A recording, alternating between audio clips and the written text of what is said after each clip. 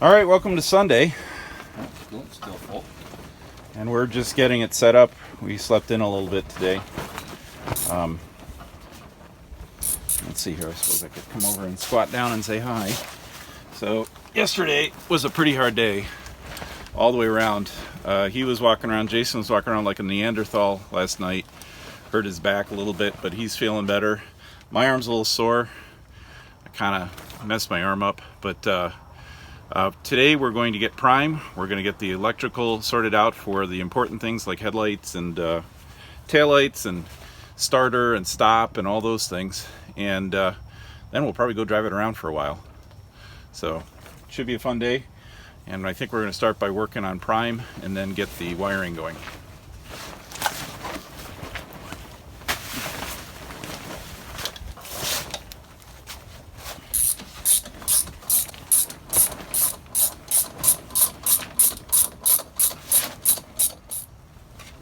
It's mostly full still. Well, that's good. I'm gonna just top that up a little bit. All right. What are we doing? Starting her. We're going to try it. I think so.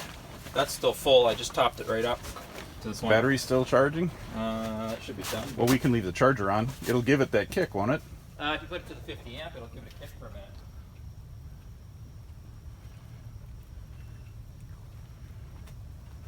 There. It's on engine start for the next 60 seconds. Okay. So, this is reset. This is reset. Okay.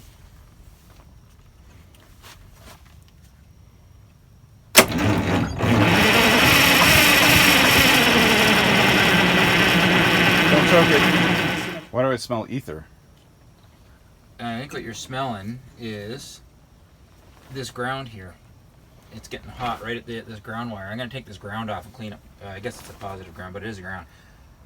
That bolt there's it's smoking. It's getting hot. So that means it's not got a good connection. So I'm going to take that off the block and clean it up. I mean, what did we change? Because it wasn't before. This was probably assisting, like it was probably getting a partial ground through the bumper. Yeah. So it has less of it doesn't have as big Much of a ground. resistance. Yeah. Or, yeah. It's got one ground connection instead of where it had two before. Okay. So can we add that to the starter somewhere? No, it won't make a difference because this is bolted to the block. This is bolted to the block. What you need to do is this needs to go to the chassis somewhere. But we checked it. The chassis is connected to the block. Right. So we don't need to ground to the chassis. Well, yeah, you do because this one's not. It's getting hot. I think I just need to pull this bolt out and clean up the shit on this bolt and put it back in. Okay. We're troubleshooting, We're trying to think through. I know what this has been like before. Mm-hmm. So I'm asking what's different now? Why is it different now than it was earlier? Because this ground is disconnected. I think that's what your difference is. Because it was partially grounding through this one. So where can we ground that now? We can swing the bumper back in, but I don't want to put it back I don't want to put it on the bumper, so we need to put it on a different... But the bumpers... I mean, they're all connected. That's what I don't get. It's the engine is grounded. It's not... Yeah, but if the ground isn't... If it's not a good ground, it's going to get hot. And it's getting hot right here at this connection. So why not run a ground wire? Why don't you run that ground wire that you had that's hanging down, run it and connect it right to that same bolt? Because all you're doing is creating a ground loop. You're not actually bolting. You're not actually connecting it any better to where the battery is. Because this is physically bolted to the blower. Blower is bolted to the block. Right. This is bolted to here. So this has the connection from here to here. Mm-hmm. Is really good. You're not going to change anything by connecting this down there. So I agree with that. So when we did our own testing yesterday, I was testing from lead. This lead right here. Okay. So if that lead goes to the battery, and the other lead on the starter goes to the battery, correct? No. This lead actually just goes to the block here. Which one? The one lead? Yeah. So let's clean this up. Like the block is just fucking gross here. Well, that's surprising. So I'm gonna clean this up. Okay. And try again. Okay, maybe less resistance. Yeah. resistance creates heat. Okay. Drops your voltage. I'm just, you know why I'm testing you. I'm just, if you talk it through sometimes, you know, you get some insight that you don't normally get. Oh, that's fucking gross. And I don't trust you at all. Ah! Oh, ain't that funky. There was an old gasket. Like, I'm scraping off a chunk of some kind of a gasket. That was in there? There was a piece coming off here, Yeah. and it was half covering the ground. Okay, well, let's... Retards. Here's, you want to use parts brake cleaner or electrical cleaner? Oh, just brake cleaner. It's just oily. Just want to clean the grease off. Then there's brake cleaner in front.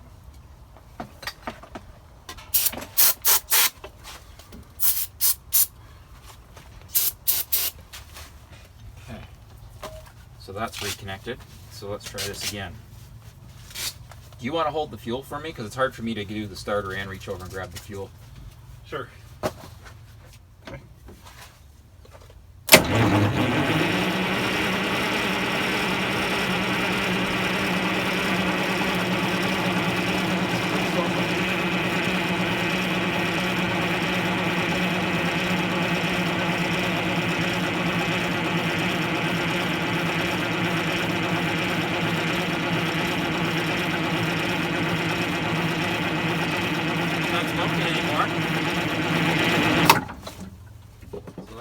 For priming, Yeah. where do we go to prime? Do we take the fuel roll off? Well, we can pull this pump off if we had something to spin it with. No. I want to open it and let the air out. There's like, think of it as like an airlock. You got to bleed the air off. It should self-prime, but you can oil it come out here too. It's old though. We can pull an injector tube.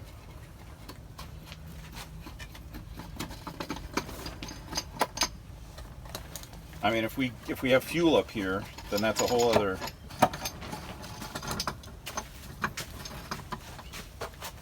Take it off on this side. Yeah.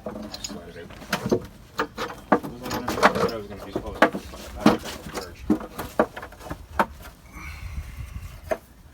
here we go.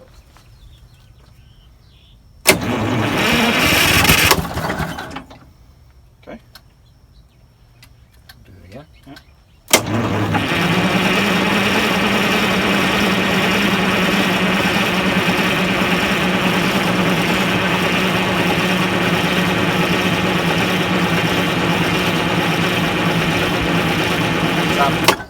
Okay, that confirms we have a prime problem. Yeah. So now we've got to suck gas somewhere. It's in the canister.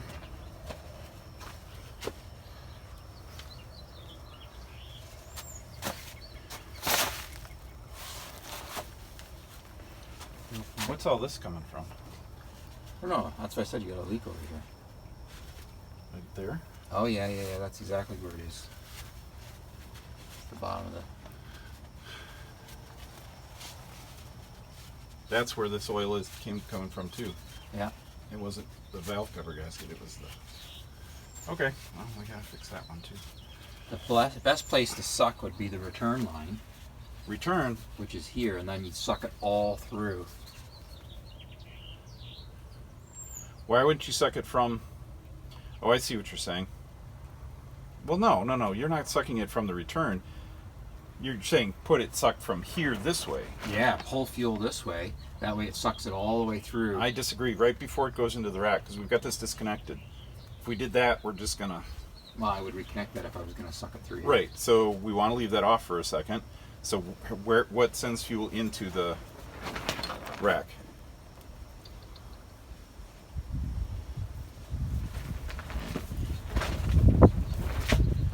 This one, actually, sorry, I got it backwards. This is the return, this is the feed.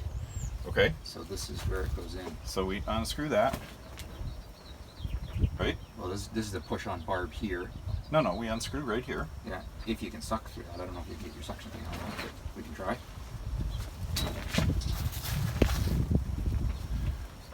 Well, what about, okay, so push. So if we use the compressor, You can pressurize the tank and push it through from the tank. yeah, I hear that works well. Just don't stand in the way. Yeah. Just don't get it up to 80 pounds.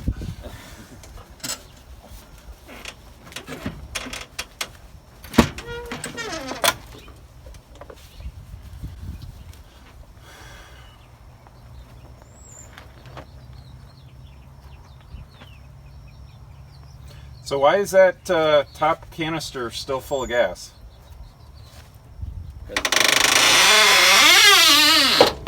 I guess because it's not drawing it through. So why wouldn't it draw it through?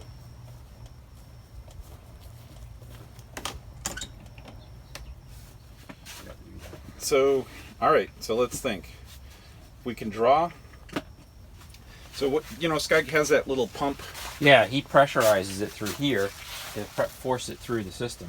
So why can't we use air to pressurize it right there? Because you're just going to blow air into it. He's actually blowing fuel into it with his garden sprayer. Okay. So he's actually priming it by forcing. All you're going to do is force more air into the system. You're not going to get the fuel to move. Okay. So let's trace it. Comes. Where does it go through the filter? Comes. Okay, your pump is here. Okay, where does it go to the? Where does it come in from the pump?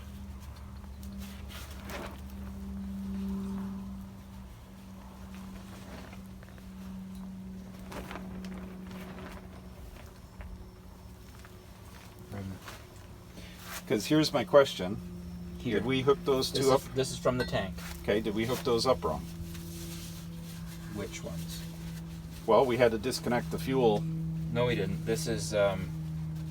These are coolant. These two. We didn't disconnect them. I just pulled the pump off and let it hang. Okay. They were never off. Okay, good. Well, where it was leaking was right here. This fitting got turned. Mm-hmm. No, I'm just eliminating. Yep.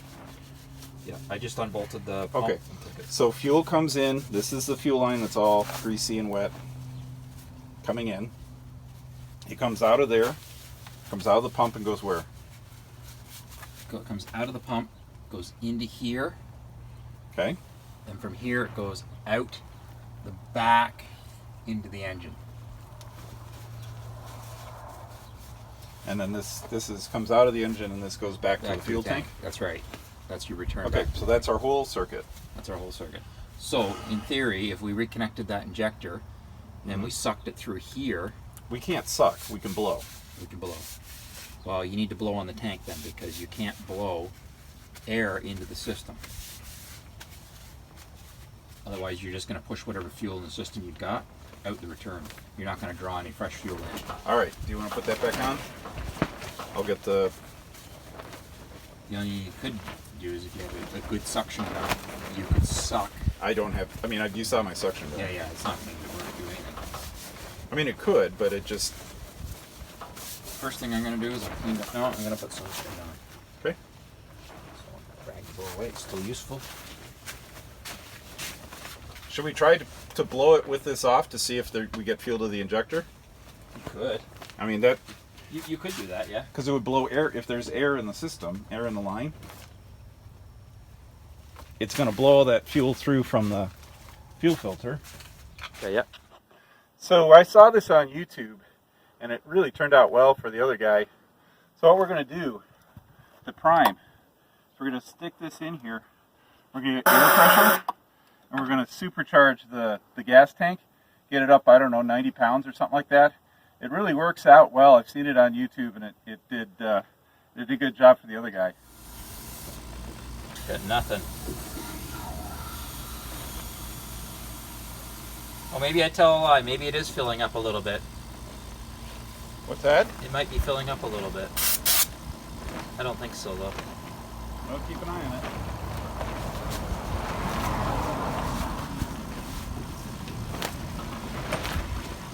Here we go.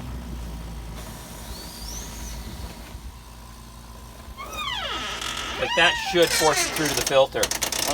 Huh? One of those should force it through to the filter, and neither one of them's doing that.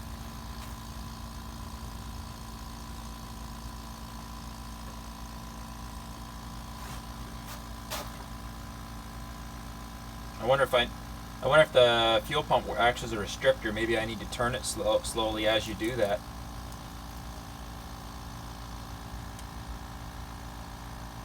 When I pull it out, I can pull the pump.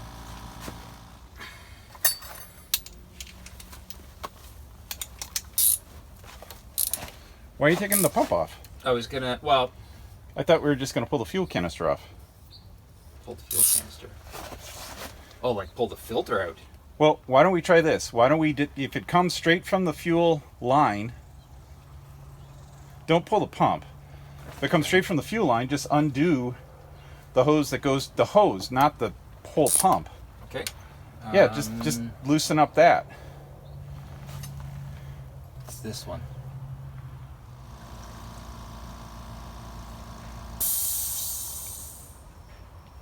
There you go. Okay.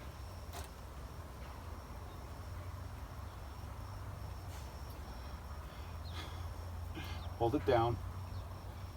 Here. I'll get her on the other side.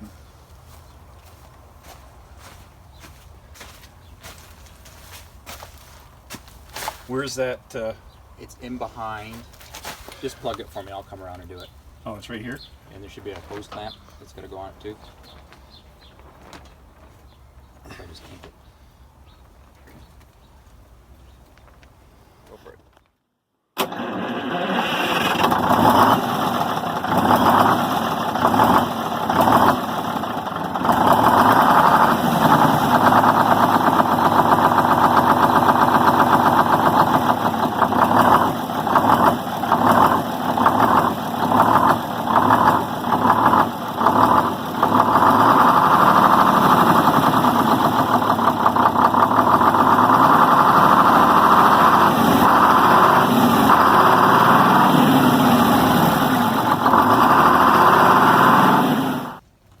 So we've been making some progress today, but then we hit a bit of a wall. This two oil filters, the lower, which Jason just hosed off, fuel filter, I'm sorry. So that's the lower that he's tightening up, and then we've got an upper, which is right above it. The lower developed a leak, and it had a crush washer on it, which I'm questioning if it's original or not. And so we reopened it, we sanded it, we smoothed it.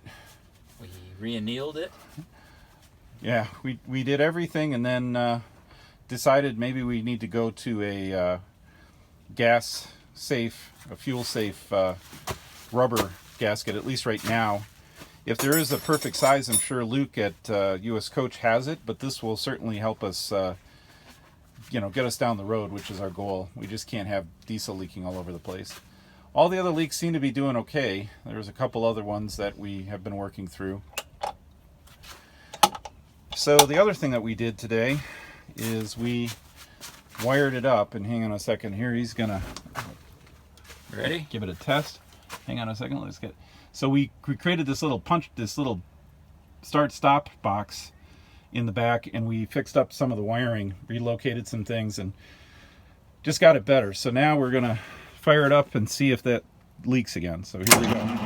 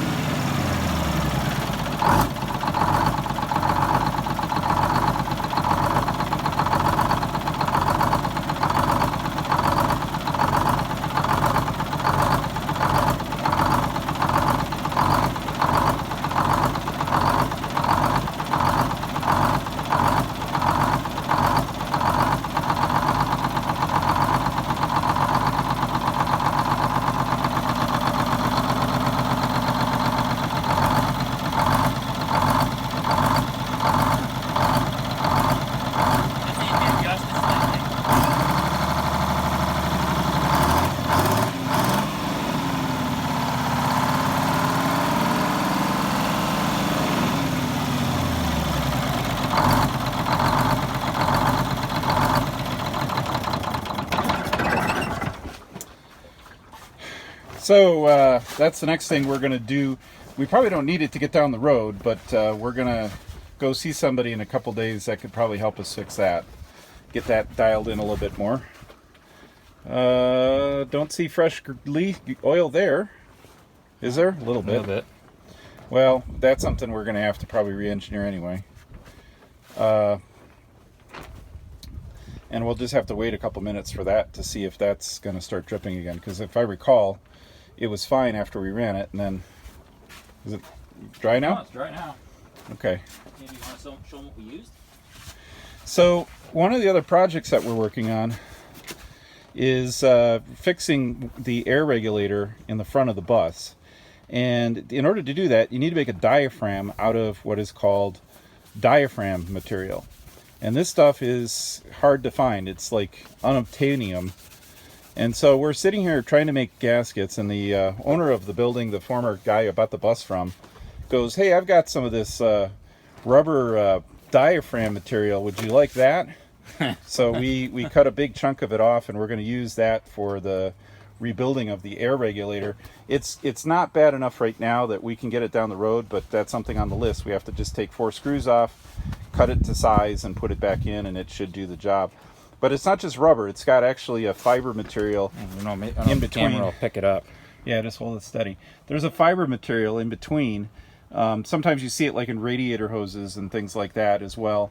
But it's that fiber material keeps it from crushing down when you use it in that application. Well, and it reinforces it too. It makes it stronger so it doesn't tear. Like if you put just a rubber gasket in there, it's gonna, with the air pressure, it's just gonna blow out. Yeah. So the previous owner is in the oil industry, and they use that stuff all the time. So that was the end of the roll, and they didn't need it anymore, so they threw it away, and Bobby grabbed it, had it in his shop. He's like, "Would you like it?" So it's very serendipitous. We found exactly the right stuff. Yeah. But we're not going to do it today. We'll do it... Close up this bumper. Well, that's... You want to jinx it? Yeah. I'm gonna close up the bumper. It's not leaking now, so... Okay. I'm done with that. Whether it leaks or not, I'm done with it. It's going down the road the way it is. Yeah. So one of the cool things about a Silversides is the bumper actually slides out. I don't know if people realize it or not, but there's a big pin on either side, so you can swing it either direction. And so you stick the pin in, and you get your right rubber mallet, whack, whack, whack, and there you go. You got a bumper. Yeah, I've got some taillight wiring here that's temporary. So he's gonna finish up the taillights and back to do some wiring. He did a fabulous job on back in here. Meanwhile, I've been kind of busy today with my own fun. Not nearly as much as what he's done, but so one of the things on our list is to make sure that the lubrication gets done. And so on the front, each front wheel, there's a total of 6 different zerts that you have to grease. And then you adjust the slack valves, which basically you tighten the brakes. It's basically your brake adjustment. We do have to put the headlight back in, but that's how you access the throttle valve. So all the parts are inside, so we'll get that all put together. So we're getting headlights do work. Now we're just getting the taillights to work. And then I have a date with the back of the bus and that grease gun. You know what? I've walked by this so many times and scraped myself on it. You know, that's a rare piece of Texas shrub there you just killed. It's never going to scratch me again. We're getting a little salty today. I think we've been working pretty hard. We put in 11 hours yesterday, probably 10 and a half the day before. And so we're just getting ready to finish this up. And hopefully we'll be out of here tomorrow morning. We got to see. So that's kind of what's been going on the last couple hours here. And so, I don't know what day this is, day 5 or 6, something like that. Depends if you count driving. Yeah. But here, you want to open that cooler? So, you know, being a Canadian, he's not too acquainted with the Shiner Bock. So we're going to try ourselves a Shiner Box at some point, maybe during our little break we're taking later today. After the road test. Yes, after the road test. So there you go.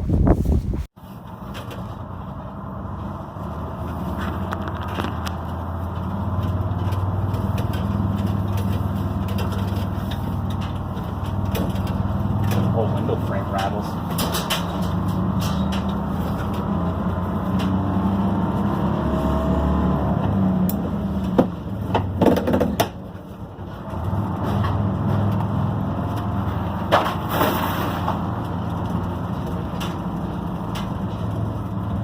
I'm guessing you got no speedometer. Didn't look like it was hooked up.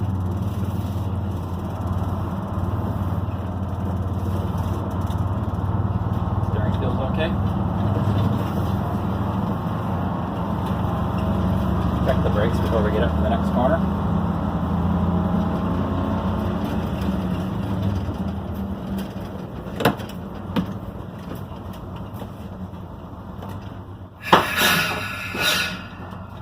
Brakes work fine.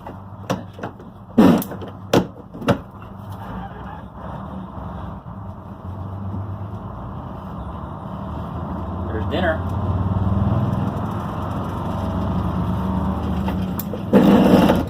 Double clutch.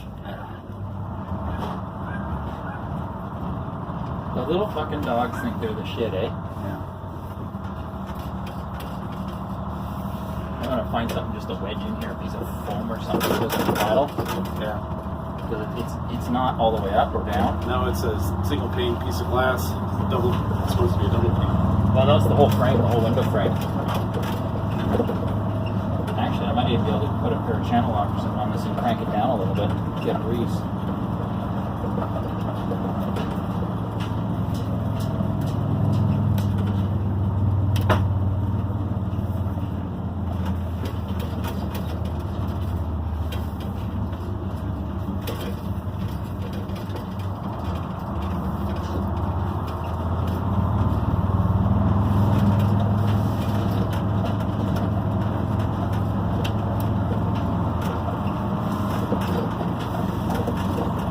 Hear the air? Yeah, and the air assist. I heard it vent when I moved it when I had it running in the yard.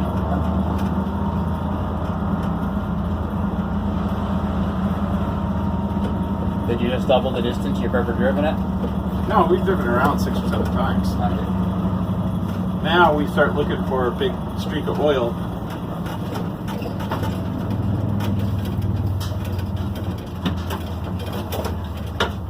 What? I'm looking for a wiper of ice strips or something. I can try and turn this window down a little bit. It's down a hair, but it's nice to get it more.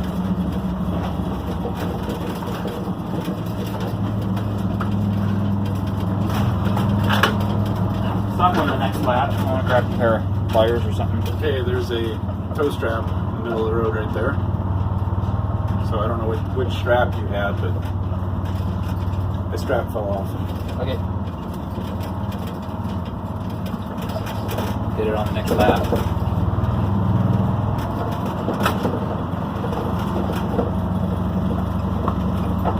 Just leave it alone, Jason. You're trying to get air? Trying to get air. Dying over here. Yeah, it's pretty bad. Is there the vents open for the crash cooler? It is. Oh, I just want a little bit of air. That's all I want. I think we're going to need to wire a 12-volt Yeah. fan, or I'm just not going to be able to make much progress. My shirt is soaking wet already. So our first stop is somewhere to get a fan. Well, we're going to go to Ben Wilson as our first stop. Okay. Say goodbye to him. Say goodbye, get the brake screw, because I want to get those beady rings on, get a fan. What else do we need? That's it. Shit, I gotta pull the whole dash apart to get 12 volts. No, you can't. You can have 12 volts somewhere, can't you? Maybe. Maybe I can reach up underneath. Well, wait a minute. What about the ashtray or the cigarette lighter? I haven't tested it. Well, we can test it and see if it works. If it works, that'd be great. I never got that far. Yeah.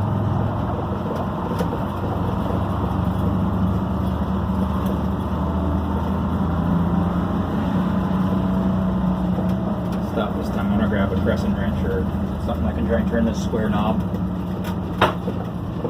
Because if I can get this window down, that'll help immensely.